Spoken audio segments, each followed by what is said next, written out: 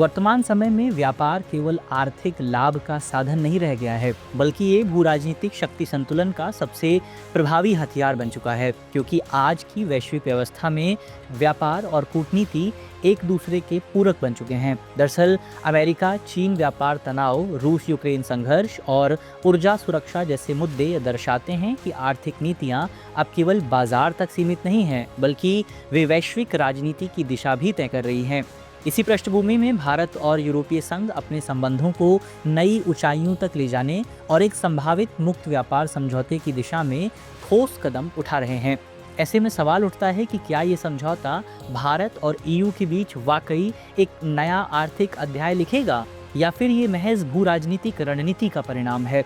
और क्या इससे भारत को दीर्घकालिक लाभ मिलेगा, या फिर ये एफटीए वैश्विक शक्ति संतुलन को प्रभावित करेगा?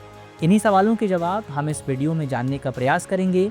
आइए चर्चा की शुरुआत करते हैं। बीते 28 फरवरी को यूरोपीय संघ की अध्यक्ष उर्सुला वॉन डेर लेयेन और भारतीय प्रधानमंत्री नरेंद्र मोदी के बीच नई दिल्ली में बैठक आयोजित हुई।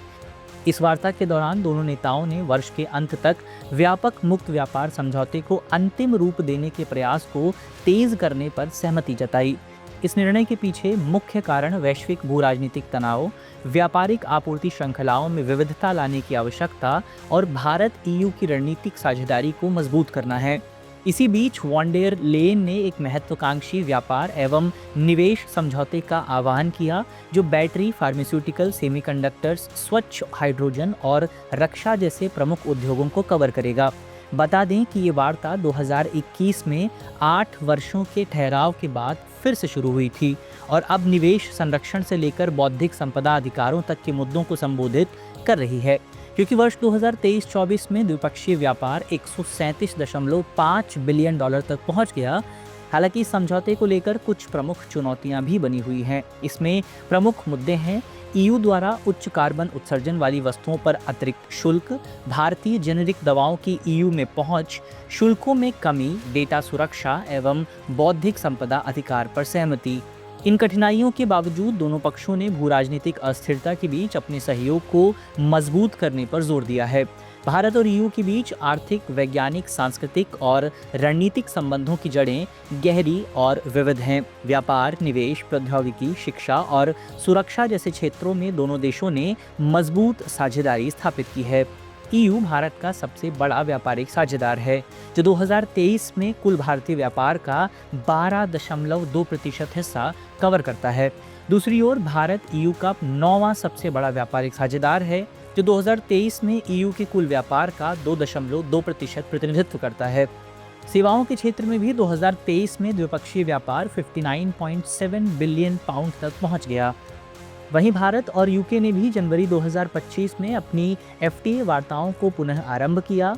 यूके भारतीय बाजार में अपने खाद्य, ऑटोमोबाइल और विस्की उत्पादों के लिए शुल्क में कमी की मांग कर रहा है, जबकि भारत अपने पेशेवरों के लिए वीज़ा प्रक्रिया में सरलता और सामाजिक सुरक्षा समझौतों की उम्मीद कर रहा है। वीज़ा नीतियों पर असहमति के कारण वार्ताएं लगभग 1 वर्ष तक स्थगित रहीं, लेकिन अब दोनों पक्ष एक समझौते पर पहुंचने के लिए तत्पर हैं। जानकारों के अनुसार भारत ईयू मुक्त व्यापार समझौता दोनों पक्षों के लिए आर्थिक और रणनीतिक रूप से लाभकारी सिद्ध हो सकता है। ये समझौता व्यापार और निवेश के अलावा नवाचार, प्रौद्योगिकी साझेदारी और सतत विकास को भी बढ़ावा देगा। हालांकि दोनों पक्षों को संवेदनशील क्षेत्रों में संतुलन स्थापित करना होगा। इसके अतिरिक्त एफटीए के प्रभाव का आकलन करने के लिए सरकारों को विनिर्माण, पर्यावरणीय प्रभाव और रोजगार के अवसरों पर भी ध्यान देना होगा। इसके अलावा जलवायु परिवर्तन के प्रति वैश्विक प्रतिबद्धताओं के तहत भारत और ईयू को व्यापार और सतत विकास के बीच संतुलन बनाना होगा, जबकि हरित ऊर्जा, अक्षय संसाधनों और डिजिटल व्यापार के क्षेत्र में सहयोग इस संबंध को और अधिक मजबूत कर सकता है। विशेष रूप से डिजिटल व्यापार समझौतों और डेटा सुरक्षा पर सहमति बनाना एक आवश्यक पहलू रहेगा, लेकिन ये समझौता वैश्विक शक्ति संतुलन, रणनीतिक साझेदारियों और क्षेत्रीय प्रभाव पर व्यापक असर डाल सकता है। भारत, जो अपनी वैश्विक भूमिका को मजबूत कर रहा है, और यूरोपीय संघ, जो चीन पर अपनी निर्भरता को कम करना चाहता है, दोनों के लिए समझौता रणनीतिक दृष्टिकोण से काफ़ी फायदेमंद हो सकता है।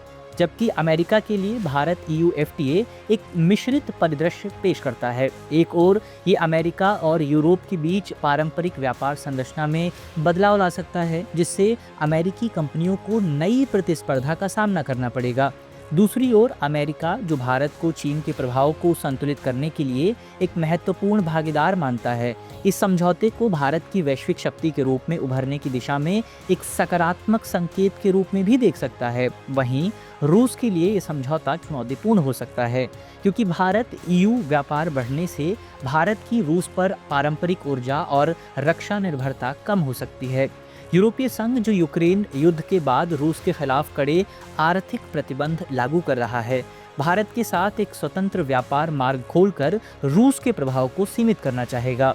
हालांकि भारत अपनी रणनीतिक स्वायत्तता बनाए रखना चाहेगा और रूस के साथ रक्षा और ऊर्जा सहयोग को संतुलित करने की कोशिश करेगा।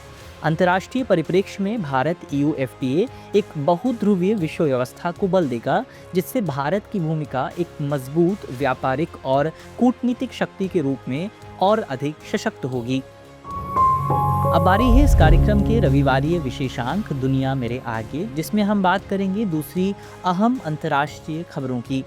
बीते दिनों चिली में एक ब्लैकआउट ने देश की 90% आबादी को प्रभावित किया। इस बिजली कटौती के परिणाम स्वरूप राजधानी सेंटियागो समेत अधिकांश क्षेत्र अंधकार में डूब गए। बता दें कि ये ब्लैकआउट उत्तरी चिली में एक उच्च वोल्टेज ट्रांसमिशन लाइन में खराबी के कारण हुआ, जिससे देशव्यापी विद्युत प्रणाली बाधित हो गई। इस घटना के बाद सरकार ने आपातकाल की स्थिति घोषित की और रात 10 बजे से सुबह 6 बजे तक कर्फ्यू लगाया। बता दें कि इस बिजली कटौती ने प्रमुख तांबा खदानों एस्कॉन्डीडा और केडेल्को की खदानों के संचालन को भी प्रभावित किया। हाल ही में मॉरिशस के प्रधानमंत्री नवीन रामगुलाम ने घोषणा की कि भारतीय प्रधानमंत्री नरेंद्र मोदी 11 से 12 मार्च को पोर्ट लुइस का दौरा करेंगे और मॉरिशस के 57वें राष्ट्रीय दिवस समारोह में मुख्य अतिथि होंगे। संसद को संबोधित करते हुए रामगुलाम ने इसे मॉरिशस के लिए एक विशेष सम्मान बताया, खासतौर पर मोदी की व्यस्त अंतर्राष्ट्रीय यात्राओं को देखते हुए। उन्होंने कहा कि ये दौरा भारत मॉरिशस के घनिष्ठ संबंधों का प्रमाण है। बता दें कि मॉरिशस 12 मार्च को 1968 में स्वतंत्रता और 1952 में गणतंत्र बनने की वर्षगांठ मनाता है। गत वर्ष नवंबर 2024 में मोदी ने रामगुलाम को चुनावी जीत पर बधाई भी दी थी। भारत और मॉरिशस के संबंध इतिहास, जनसांख्यिकी व संस्कृति पर आधारित हैं, जहां 70% आबादी भारतीय मूल की है। चीन से आयात पर शुल्क बढ़ाने के साथ ही राष्ट्रपति डोनाल्ड ट्रंप 4 मार्च 1925 से कनाडा और मेक्सिको पर टैरिफ लगाने की योजना बना रहे हैं। उन्होंने मादक पदार्थों की तस्करी को रोकने के लिए कदम उठाने की बात कही है। इस फैसले से वैश्विक अर्थव्यवस्था में अस्थिरता बढ़ गई है और कई शेयर बाजारों में गिरावट देखने को मिली। ट्रंप मेक्सिको और कनाडा से आयात पर 25% टैरिफ और कनाडाई ऊर्जा उत्पादों पर 10% कर लगाने की योजना बना रहे हैं। इस कदम का दोनों देशों ने विरोध जताया है, लेकिन बातचीत अभी जारी है। मैक्सिकन राष्ट्रपति क्लॉडिया शेनबाम और कनाडाई प्रधानमंत्री जस्टिन ट्रूडो समाधान की उम्मीद कर रहे हैं। तो व्यूअर्स, चर्चा को यहीं पर विराम देते हैं और नोट करते हैं आज का हमारा सवाल है, भारत और यूरोपीय संघ के बीच प्रस्तावित मुक्त व्यापार समझौते के संभावित लाभ और चुनौतियों का विश्लेषण कीजिए।